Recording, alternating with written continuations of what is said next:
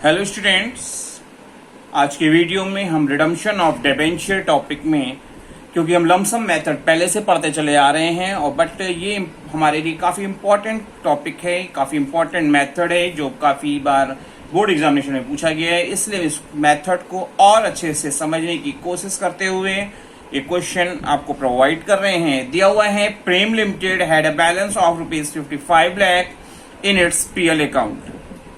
55 lakh rupees PL account में available है। Instead of declaring dividend के डिक्लेरेशन के अलावा आपके पास it decided to redeem its 50 lakh rupees 8% debentures at a premium of 10%। आपको 50 लाख रुपीज फेस वैल्यू के डिबेंचर्स के लिए प्रोविजन करने के लिए भी आप इसमें से यूज करेंगे।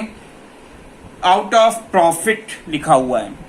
लास्ट वीडियो में भी मैंने आपको बताया था, अगर क्वेश्चन में आउट ऑफ प्रॉफिट लिखा हुआ है तो सेबी गाइडलाइन के अकॉर्डिंग 25% DRR मेंटेन करने की जरूरत नहीं है। आपको उस कंडीशन में 100% DRR मेंटेन करना पड़ता है।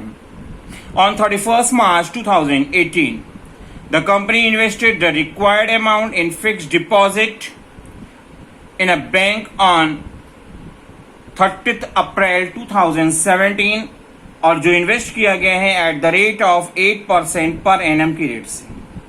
Tax was deducted on it's interest. TDS कटेगा आपको 10%, बैंक काटेगा और आपको जो जर्नल एंट्री करनी है for the redemption of debenture. तो स्टार्ट करते हैं। सबसे पहले मेंशन करेंगे कि हम जो जर्नल एंट्री कर रहे हैं वो किसकी बुक्स में कर रहे हैं। हमने लिखा journal entries in the books of Prem limited. हमको 50 लाख फेस वैल्यू के डिबेंचर्स का रिडम्पशन करना है और आउट ऑफ प्रॉफिट स्पेशली लिखा हुआ है, तो आउट ऑफ प्रॉफिट की सिचुएशन में 100% DRR मेंटेन हो जाना चाहिए जिस डेट को हमको रिडम्पशन स्टार्ट करना है। तो हमको रिडम्पशन जो स्टार्ट करना है उससे पहले जो 31 मार्च आएगा, क्योंकि 31 मार्च 2018 से हमने अपना रिडम्पशन प्रोसेस स्टार्ट करने की बात कही है, तो ऐसी कंडीशन में उससे पहले जो 31 मार्च आ रहा है 17 का, हम पीएल अकाउंट DR2 DRR के नाम से एंट्री पास करेंगे। 50 लाख फेस वैल्यू के डिबेंचर्स का रिडम्पशन करना है तो 100% DRR बनाना होगा, क्योंकि आउट ऑफ प्रॉफिट है तो 50 लाख रुपीज से हमारी एंट्री पास होगी। और नरेशन में लिखेंगे transfer of profits as per SEBI guideline. इसके बाद सेबी गाइडलाइन कहती है कि जिस डेट को आपको रिडम्पशन स्टार्ट करना है, रिडम्पशन करना है, उस रिडम्पशन फेस वैल्यू का 15% DRI मतलब डिबेंचर रिडम्पशन इन्वेस्टमेंट उससे पहले आने वाले 30 अप्रैल तक इन्वेस्टमेंट हो जाना चाहिए। तो हमको 31 मार्च 2018 को रिडम्पशन करना है, तो उससे पहले की जो डेट 30 अप्रैल 2017 की आएगी, हम एंट्री पास करेंगे debenture redemption investment account DR to bank account. और ये 15% अमाउंट से होती है, तो 50 लाख रुपए के डिबेंचर का हमको रिडम्पशन करना है, जिसका 15% होगा 7.5 लाख रुपए। और नरेशन हम लिखेंगे investment made at the rate of 15% of the face value of debentures to be redeemed. ये दो सेबी गाइडलाइन के बाद तीसरी सिचुएशन ये कहती है कि जब आप अपने डिबेंचर का रिडम्पशन कर रहे हो तो उससे पहले अपने डिबेंचर रिडम्पशन इन्वेस्टमेंट में जो आपने इन्वेस्ट किया उसको इन कैश करा लीजिए। तो 31 मार्च 2018 को जब हम अपने डिबेंचर का रिडम्पशन कर रहे हैं तो उसकी अमाउंट को हम लोग इन कैश करा लेंगे और हमारी पैसा होगा बैंक अकाउंट DR। फिगर हम बाद में फिल कर सकते हैं। फिर लिखेंगे टीडीएस कटने की बात कही है, तो हमने लिखा टीडीएस डिपॉजिट अकाउंट DR, क्योंकि कुछ पैसा कट के हमको मिलेगा, इसी टीडीएस में कितना नुकसान हो रहा है उसको मैंने डेबिट में लिख दिया। To debenture redemption investment account जो हमारा 7.5 लाख रुपए का था, और टू इंटरेस्ट अकाउंट। इंटरेस्ट हमारे लिए क्या है, यहाँ पे इनकम का सोर्स है, जिसपे क्या फिगर आएगी वो बात कर रहे हैं। तो डिबेंचर रिडम्पशन इन्वेस्टमेंट 7.5 लाख रुपए हमने जो इन्वेस्टमेंट किया था 7.5 लाख रुपए के debenture eight the rate of 8% की रेट से 30 अप्रैल 2017 को किया था और 31 मार्च 2018 को हम इसे इन कैश करा रहे हैं। इट मींस 11 मंथ का इंटरेस्ट होगा जो होगा आपका 55,000 और जिसपे 10% टीडीएस कट जाएगा। तो 10% टीडीएस हमने यहाँ दिखा दिया है। इधर के टोटल में से इधर सब्सट्रैक्ट करने के बाद जो फिगर बचेगी वो हमारी कहाँ आएगी, बैंक अकाउंट में रिकॉर्ड की जाएगी। हम नरेशन लिखेंगे, fixed deposit earning interest at the rate of 8% per annum encashed on redemption. इस प्रोसेस के बाद हमको क्या करना होगा, जो डिवेंचर का रिडम्पशन करना है उसकी अमाउंट ड्यू करनी होगी, और हमको रिडम्पशन प्रोसेसिंग जो करनी है वो eight the rate of 10% premium पे करनी है। तो हम लिखेंगे 8% डिवेंचर्स अकाउंट ईयर, जो हमेशा फेस वैल्यू से लिखा जाता है 50 लाख से।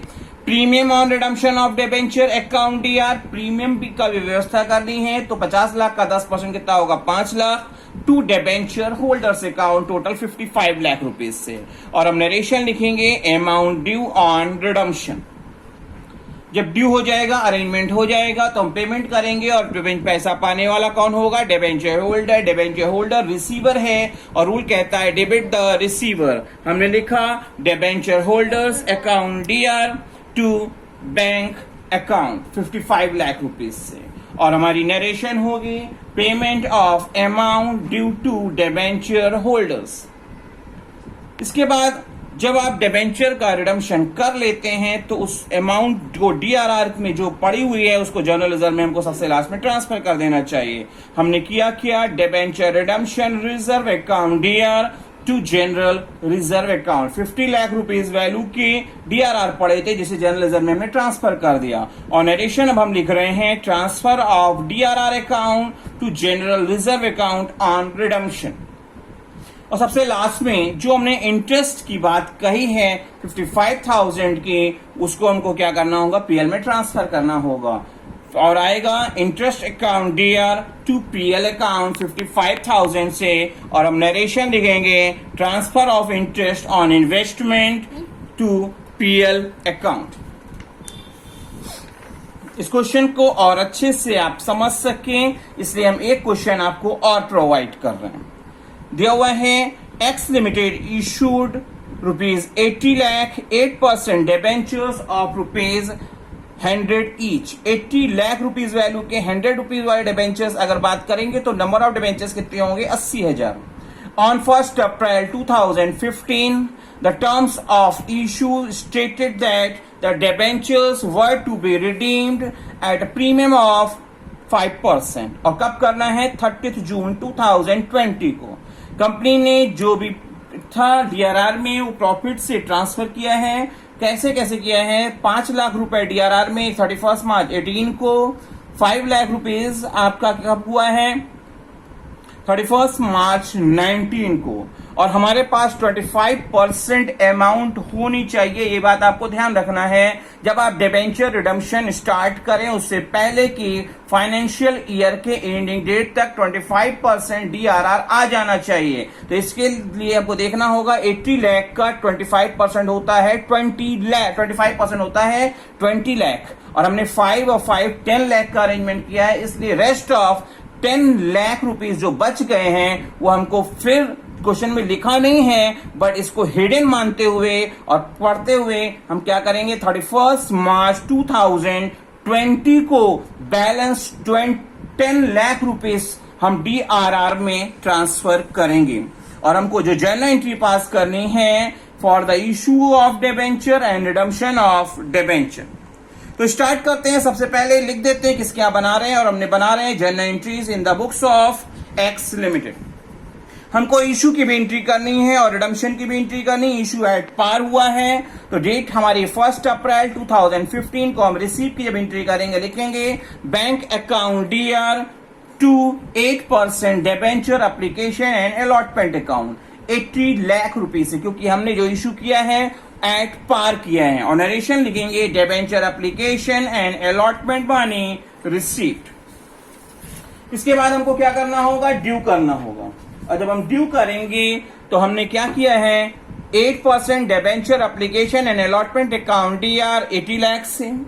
क्योंकि हम प्रीमियम पर रिडम्पशन कर रहे हैं तो हमने लिखा loss on issue of debenture account DR, figure बाद में फिल कर लेंगे, to 8% debentures account 80 lakh face value के डिबेंचर्स थे, फेस वैल्यू से लिख दिया, to premium on redemption of debenture account 5% premium का भी अरेंजमेंट करना है तो 80 लाख का 5% होगा 4 लाख रुपए।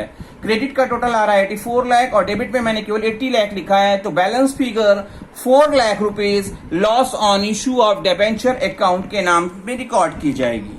और हम नरेशन लिखेंगे debenture application money due on redemption eight a premium of 5%। हमने कैसे कैसे डीआरआर का अरेंजमेंट किया है ये सेबी गाइडलाइन के अकॉर्डिंग हमको देखना होगा और कर रहेंगे। हमने स्टार्ट किया था 31 मार्च 2018 से। तो हमने सबसे पहले 18 में 5 लाख रुपीज ट्रांसफर किया है। हम लिख रहे हैं PL account DR to debenture redemption reserve account 5 lakh और नरेशन लिखेंगे transfer of profits to DRR, क्योंकि सेबी गाइडलाइन के अकॉर्डिंग ये कंडीशन होती है कि जब आप रिडम्पशन स्टार्ट करें उससे पहले 25% अमाउंट आ जाए। इसीलिए अभी केवल 5 लाख की है, बाकी जैसे जरूरत पड़ेगी वैसे से कर लेंगे। बट कंडीशन ये है कि 31 मार्च 2020 जब तक आपके पास डीआरआर में फंडिंग हो जानी चाहिए। तो अब हम 19 में हमने फिर 5 लाख रुपए किया है। PL account DR to DRR 5 lakh रुपए दोबारा जो किया था और हम नरेशन लिखेंगे transfer of profit to DRR account. हमने क्योंकि 20 लाख चाहिए था 5 10 लाख का हमने अभी तक अरेंजमेंट किया है तो बैलेंस 10 लाख रुपीज हम 31 मार्च 2020 को करेंगे। क्या होगा बैलेंस रिक्वायर्ड अमाउंट बाद से PL account DR to debenture redemption reserve account 10 lakh मैंने लिख दिया है बैलेंस रिक्वायर्ड और transfer of profits to DRR ये नरेशन में लिखा जाएगा। इसके बाद सेबी गाइडलाइन कहती है कि जिस डिबेंचर का आप रिडम्पशन कर रहे हैं उसका 15% हमारे पास डिबेंचर रिडम्पशन इन्वेस्टमेंट जिस डेट को रिडम्पशन हो रहा है उससे पहले के 30 अप्रैल सबसे लास्ट डेट होती है ये तक हमारे पास डीआरआई हो जाना चाहिए। तो मैंने किया है 80 लाख रुपए के डिबेंचर का रिडम्पशन होना है जिसका 15% होगा 12 लाख रुपए। तो हमने किया debenture redemption investment account DR to bank account, क्योंकि इन्वेस्टमेंट आएगा और पैसा जाएगा। ये 12 लाख रुपए से एंट्री की और नरेशन लिख रहे हैं investment made at the rate of 15% of the face value of debentures to be redeemed. फिर सेबी गाइडलाइन क्या कहती है कि जिस डेट को आप रिडम्पशन कर रहे हो, फाइनलाइज कर रहे हो, खत्म कर रहे हो, उससे पहले ही अपने इन्वेस्टमेंट को भी खत्म कर दी, क्योंकि आगे इसके ले जाने की जरूरत नहीं है। तो आपने क्या किया, इसको इनकैश किया, तो इनकैश करेंगे तो पैसा आएगा और इन्वेस्टमेंट जाएगा। हमने लिखा बैंक अकाउंट या to debenture redemption investment account 12 lakh रुपए से और नरेशन हो जाएगी इन्वेस्टमेंट इन कैश। अब हमको करना होगा जिस डिबेंचर को पेमेंट करना है उसके लिए पहले अरेंजमेंट करना है, उसकी अमाउंट ड्यू करनी होगी और हमने लिखा 8% डिबेंचर्स अकाउंट डीआर 80 लाख से जो फेस वैल्यू होती है। हमको प्रीमियम पे रिडम्पशन करना है तो प्रीमियम का भी अरेंजमेंट करना होगा। हमने लिखा premium on redemption of debenture account DR 5% जो होगा आपका 4 lakh to debenture holders account 84 lakh से और हमारी नरेशन होगी अमाउंट ड्यू ऑन रिडम्पशन। जब हम ड्यू की एंट्री कर लेंगे तो इसके बाद हम पेमेंट करेंगे और पेमेंट करेंगे तो पाएगा कौन, डिबेंचर होल्डर पाएंगे और पैसा जाएगा। हमने लिखा debenture holders account DR to bank account. पाने वाले को क्योंकि डेबिट करते हैं, मैंने डिबेंचर होल्डर को डेबिट कर दिया और पैसा जा रहा है जिसे हमने क्रेडिट किया 84 लाख से और नरेशन हम लिखेंगे amount paid to debenture holders on redemption. और सबसे लास्ट में जो अमाउंट डीआरआर में होती है उसको हम लोग क्या करते हैं, जनरल रिजर्व में ट्रांसफर कर देते हैं। तो जीआरआर में हमारे पास जो अमाउंट पड़ी हुई है वो पड़ी है 20 लाख रुपीज। अब हम क्या करें, उसको जनरल रिजर्व ट्रांसफर करेंगे और एंट्री होगी डीआरआर मतलब debenture redemption reserve account DR to general reserve account 20 lakh से और हमारी नरेशन होगी transfer of DRR to general reserve account. Hopefully आपको ये कॉन्सेप्ट अच्छे से समझ में आ गया होगा।